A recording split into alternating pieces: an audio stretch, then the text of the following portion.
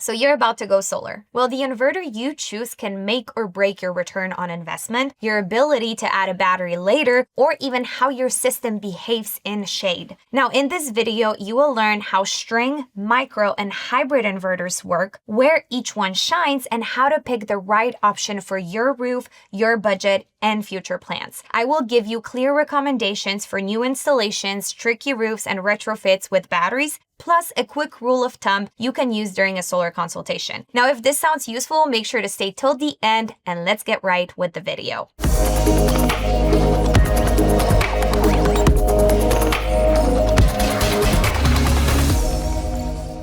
So what is a string inverter? Well, a string inverter is a central unit mounted on the wall with panels wired in series into one or more MPPT's input. Some systems add panel level power optimizers for rapid shutdown and per panel tracking, but conversion to AC still happens at the single ground level inverter. Hybrids like Solarc, EG Ford, SMA Hybrid, they have a built-in inverter into it, but then you also have a Tesla Power 3 that has it built into with the battery. Those are all string inverters with battery control built into it. So here's the thing. Every hybrid is a string inverter, but not every string inverter is a hybrid. So let's talk about the pros of string inverters. Number one is, of course, cost. One inverter for the whole array typically costs less than dozens of micros. That lowers our hardware price. Number two is simple install and service. Most of the work is at a ground level. If something fails later, you just swap whatever's on the wall and it's much faster and cheaper than getting up on the roof, removing panels to get to the rooftop electronics. Number three is easy to expand. If the inverter has headroom, you can easily add a few panels later. If not, you will have to add a second or third string inverter that can then handle a new array. And battery options are very flexible because you can do DC coupling with a hybrid inverter or even AC coupling with a standalone battery. So now let's talk about the downsides of this.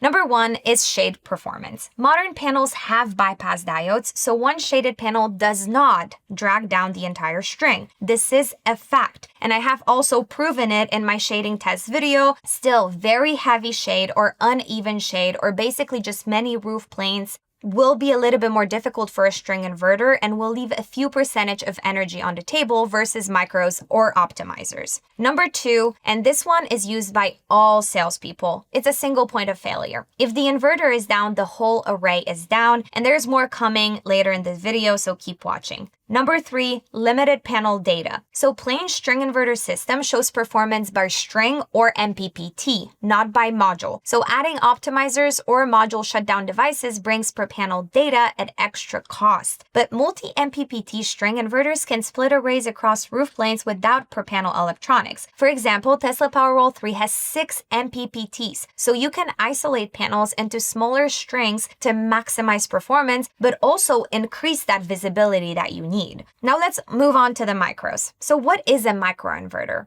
It basically mounts on each panel and converts your DC to AC on the roof. All panels run independently and then tied together on an AC branch circuit. Enphase IQ8 series is the most common example. So what are their pros? Number one is obviously shade tolerance. So each panel runs at its own maximum power point. A shaded panel reduces only its own output. Number two is panel level monitoring. You can see exactly how each module performs, which makes troubleshooting simple only if the map is correct. And boy, oh boy, 90% of the time they are not correct. Meaning your actual micro sitting right here is not actually the micro sitting right here. Installers, even the best ones, suck at creating correct map.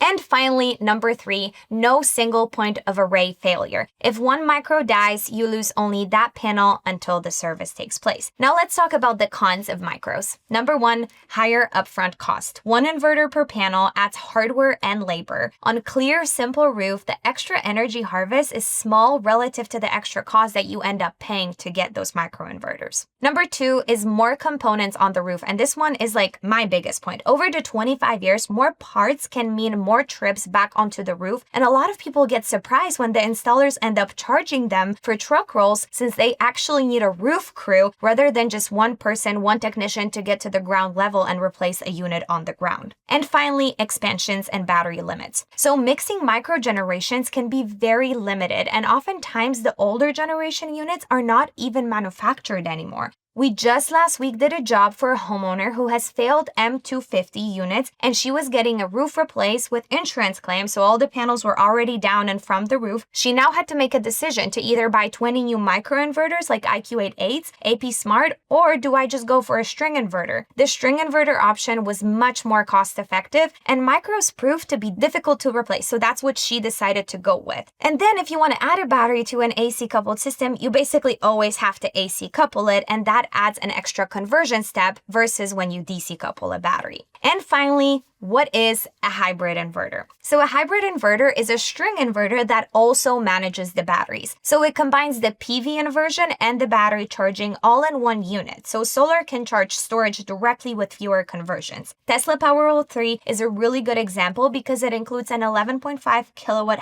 hybrid system, multiple MPPTs for your PV, and integrated battery control. So why are hybrid good? Well, you get higher round-trip efficiency to the battery because you avoid that extra conversion. You also get one box, meaning fewer parts, cleaner wiring, and lower cost of labor. It sets you up for a backup power and time of use strategy. So if you plan to add a battery in the future, installing hybrid now avoids rework later. Note that some hybrid are closed ecosystem. So you have to match the battery brand with the inverter brand. Now let's use some of the rules to get you closer to the right answer for you. So if you want the fastest return on investment on a simple sunny roof, definitely choose a quality string inverter. Keep the design clean, split roof planes across separate MPPTs, and skip per panel electronics unless shade or code forces them. This keeps your costs down while preserving a clean path to a future battery. Now, a very popular product now in DFW is a Tesla solar-only inverter. It uses MCI units for rapid shutdown on the roof, so in the future, if you want to add a Powerwall 3, it's basically a plug-and-play, super easy to do. Now, if you don't have any shading, the setups give you the fastest payback and the fewest rooftop electronics to service later.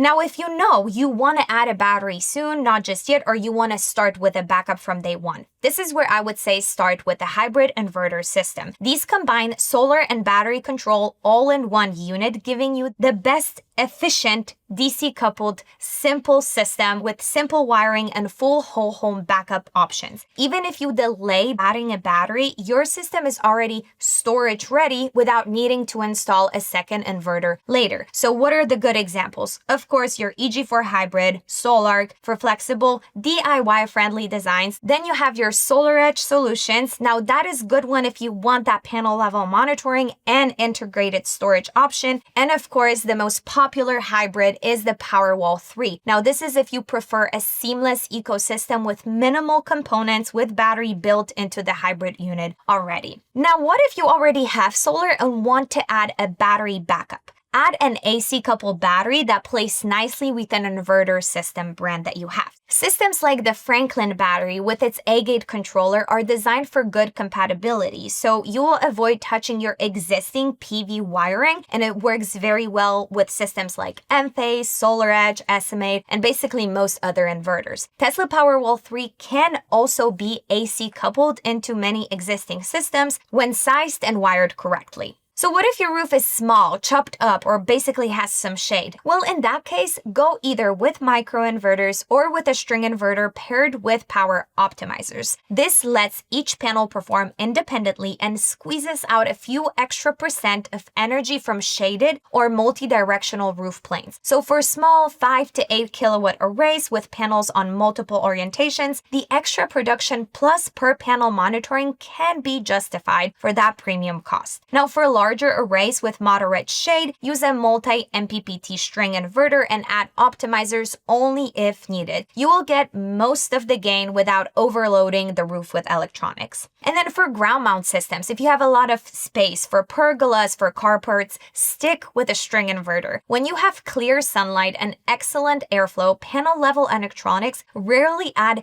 any value whatsoever. So use robust wiring, surge protection, and skip optimizers unless location truly needs them. Now, if you have shade or if your roof is completely shaded, do not go solar. That's it. Now let me give you some design tips that can save you some money. 1. Match your inverter size to array power with realistic clipping assumptions. So oversizing DC input is absolutely normal, but massive oversizing hides design mistakes and can cost you some money. For example, your Powerwall 3 11.5 kilowatt Tesla inverter can technically handle up to 20 kW of DC panels, but realistically, I would really keep it under 15 kilowatts of DC per Powerwall 3. And I have a dedicated video on oversizing as well, and I will link that down below in the description, so make sure to check that out as well. Another tip for you is use multiple MPPT channels to separate roof panels or tilt angles. So for example, if you have 5 panels facing east and 12 facing southwest, make sure that those 5 are on a separate MPPT. Plan your battery pathway from day 1. Even if you're not buying storage today, leave wall space for it. Think in mind. 4th, think serviceability. Now, this is really important. Ground level inverters, labeled combiner points, and clean conduit runs reduce failure maintenance costs in the future and just makes it so much easier to service. And finally, mind the monitoring. If you really don't need per panel data, don't pay for it. But if you do, for example, you have a really tricky and small roof, make sure that your workmanship warranty with your installer covers rooftop labor for those devices. And one last myth to bust. The old Christmas lights story, the idea that if one panel in a string is shaded, then the whole system stops producing, is totally outdated. Modern panels have bypass diodes that route around shaded cells so the rest of the string keeps generating power. Do not fall for that line anymore. Thank you guys so much for watching. I hope you stayed till the end. Make sure to leave your thoughts down below. What battery, what inverter are you choosing? Have you chose one already? Are you happy with it? Do you have any regrets? Make sure to share your thoughts down below. Thank you guys so much for watching. Make sure to subscribe. And finally, I'll see you in my next one.